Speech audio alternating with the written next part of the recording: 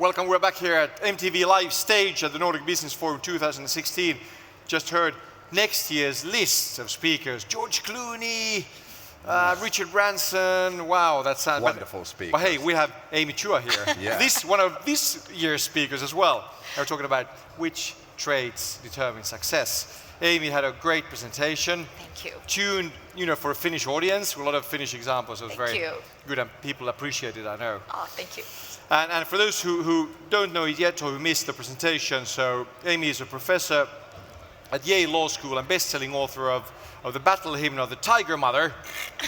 You've read about that. And now the triple package. What really determines success? A look at why some groups do better than others. And we have Henkka Hyppönen, familiar face for the Finnish audience, co-founder and creative director Plus One Agency, and author, and he spent years, decades, centuries coaching in business.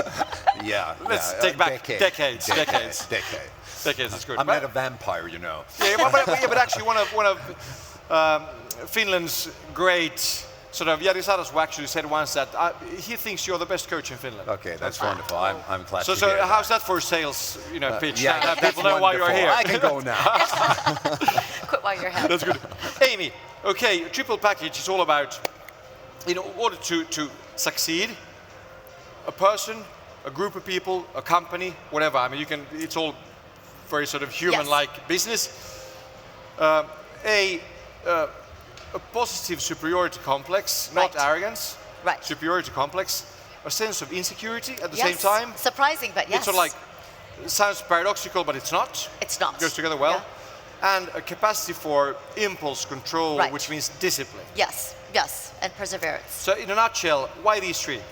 Well, there are all these motivational books, success, and a lot of them are very sugar-coated. Like, you need believe in yourself and confidence, which of course is true. But if you look, I guess we really wanted to do research into what generates drive.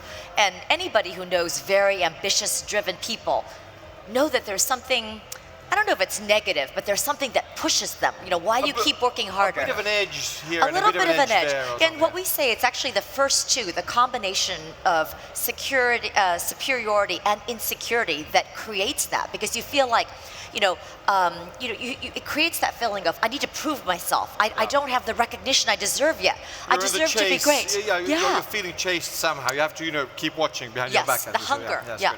Hey, well, I think, and the superiority complex means that builds sort of self-esteem. You know that just do it, you can do it. If you want to do it, you can do it. It's sort of a positive self-esteem. It's a sense of exceptionalism, a sense of being special. Yeah. The way that we encourage it should be the positive form. I mean, one thing we say is there's always a danger in a superiority complex. And if it is arrogance. Yes, if it's arrogance, or even, depends, what are you superior about? Yeah. And I think if you feel superior because you are able to work hard and you're honest, then that's a good kind of exceptionalism, as opposed to, I'm genetically superior, which would be terrible. Yeah, exactly. It's a good point. And then impulse control, discipline, why is that important? Well, that, this is, I think it's related to this Finnish term sisu.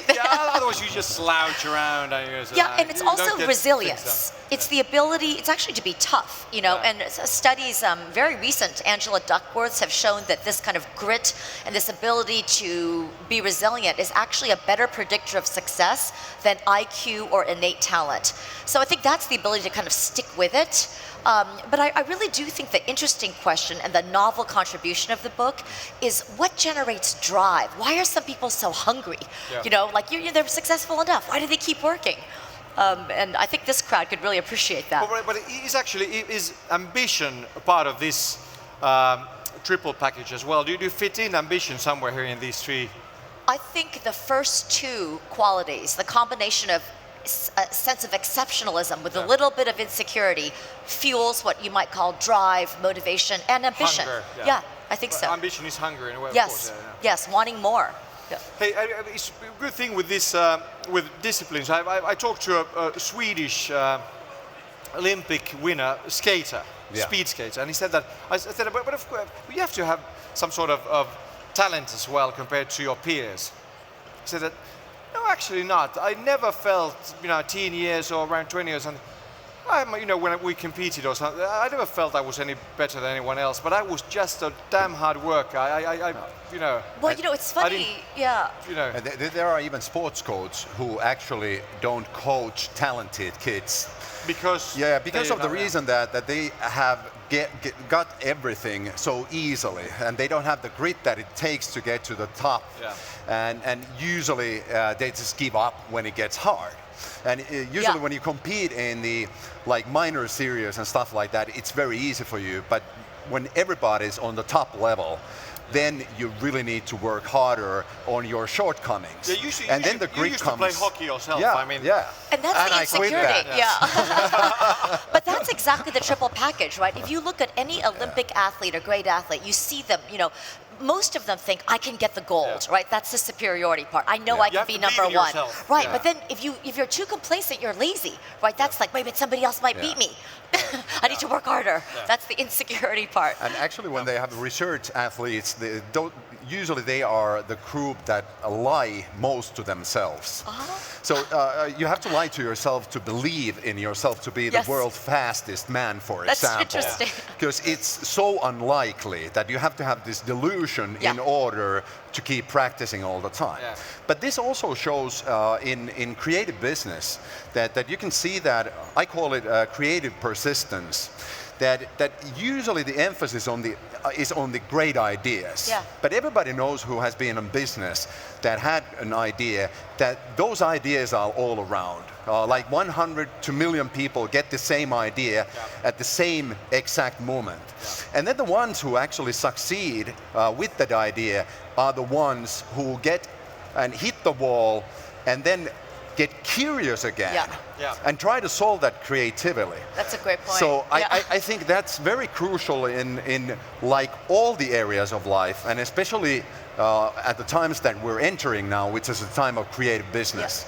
But Henkka, you said that some coaches don't coach talented kids, and Amy, in your list, the triple package, there's no room for talent here as well either. But the thing is, of course, I mean, talent and all this, it must be able to combine those as well. Absolutely. I mean, they don't exclude each other. Yeah, I mean, talent fits perfectly into the superiority complex. If you were born Beethoven, you know, then you could have a sense of exceptionalism because you really are exceptional. Exactly, But he's saying a good point that that's often not just enough. Think of all the incredibly talented people that just don't practice, they don't do anything.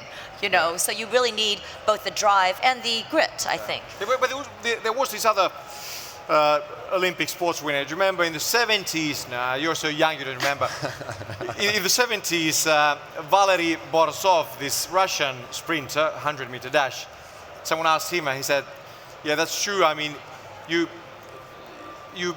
born a sprinter, but you practice to become a world champion or Olympic winner. So that's that package as well. So of course there's talent, but talent doesn't, get you anywhere. Music too, exact same thing. Some people have a perfect pitch, but how many of those are going to be, the big stars? And there, I think we're into the space of what success actually is. Then I always think of success of living up to your potential. Absolutely. And there might be genetics or potential. And some other restrictions that don't get you to be the world champion or successful business people or anything like that.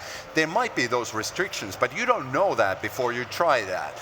And I think success is really living up to that potential. And it might not be something that some other people might consider as success. Right. But it's something that you know that, okay, I put all in and this is what I got. And maybe when you're retiring, you can think that, okay, I did try it and I found out where my limits were. And then of course you have against the odds, remember it was a famous jazz guitarist, Django Reinhardt, a Roma man in the 20s, 30s in France, and he had lost in some fire or something, had lost 2 of his fingers, so he played a guitar with his left hand and he took his sort of thumb in order to compensate for the loss of 2. So that's another good example of how you can sort of... Well, actually, there are amazing statistics. The pianist yesterday. Yes, but there are amazing statistics about how many famous leaders actually had some disability or illness when they were children. I mean, stunning number that you don't even realize. Polio survivors are incredibly successful. You don't even know who they are. Which drives, in a way, hunger and And I need to show everybody. You know, it's like I have something a little different, but I'm going to show everyone that I'm not just only as good, but better. You know. Yeah. And I'm not claiming to be successful in any way, but I was not able to say the letter R in Finnish till I was 14 years old. And I ended up, my first job was on the radio. Yeah. So I learned that when I was 14 years old. So I had to like use all the other words in my vocabulary in order to avoid that, which was very shameful for me before that. And usually it is like this, that when we look at very creative people, there is usually always this restriction and they're doing something completely different. You know what, I had a stutter and I chose to be work for TV when I was a kid. And I had an accent. I had an accent that remember, Arnold Schwarzenegger said, your accent is your asset. So don't lose it, use it. Yeah. That's good. Hey, but the thing is as well, you wrote about fear in your latest book. Yeah. And fear, of course, is in a way the same as sense of insecurity. If you use it well, it drives you onwards. If you let that become your master, you'll go down. You panic. You're not creative anymore. It destroys your cognitive abilities. There's a strong scientific backing for that idea, and that's horrible, I think. And it destroys creativity because we lose the contact with other people. So how do you master fear? Well, that's a pretty long story, but you have to start with your vagal nerve and learn how to use that. But the other things is also that if you think about like quick fixes, is take the bets off the table could be like a good example. That you're not considering that you're being judged in the situation, or you can look at the whole and think about that it doesn't matter that much. Like in 200 years, no one's going to remember that we ever even lived. I'm going to use that. That's a good perspective. I think the other perspective as well is, of course, I mean the cliche, the oldest cliche in the world about attitude, whether the glass is half full or half empty. The physical reality is exactly the same to 100%. Nothing changes that. But it's a complete sea change whether you suddenly see it's half full or half empty. So fear is also about, do you see this? You have to go on stage in front of thousands of people. Do you see it as an opportunity? Wow, they want to see me. They wouldn't have asked me here if I wasn't important. So now I have the chance to get the message. Or do you let yourself sort of crush under that? And that's where our work dovetails, right? Because what type of situation can you see it as full, right? It's like you need a little bit of that confidence, a sense of, if you just have insecurity and fear, it's crippling. And you're so right, it's such a fine line. Like sometimes even now, sometimes I feel like, I can't do this, you know, and you really have to kind of, build it up. You have to build it up. Gosh, But hey, Amy, just a question about, discipline, capacity for impulse control and stuff with, tiger mother thing and kids. Can you go too far with it? Because I know people have asked that, isn't she a bit too stern, too sort of shouldn't the kids have a bit more lead time and stuff? Can you go too far with it? My honest view, and people don't realize that the book is a memoir where at the end I'm different than the beginning, but I agree with you. I think it can go too far. And my own thinking now is if we could combine the best of East and West, that would be perfect. When I look at China, Korea, Japan, my honest view is it's too much discipline. It's like the school is crushing. I mean, you're a creativity expert.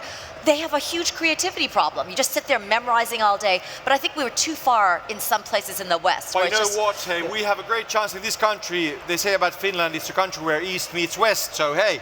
Hey, Amy, Henkka, thank you very much. Thank you so much. Sharing it was a your thoughts with the show. Thanks. We should take this on about. It was so much fun.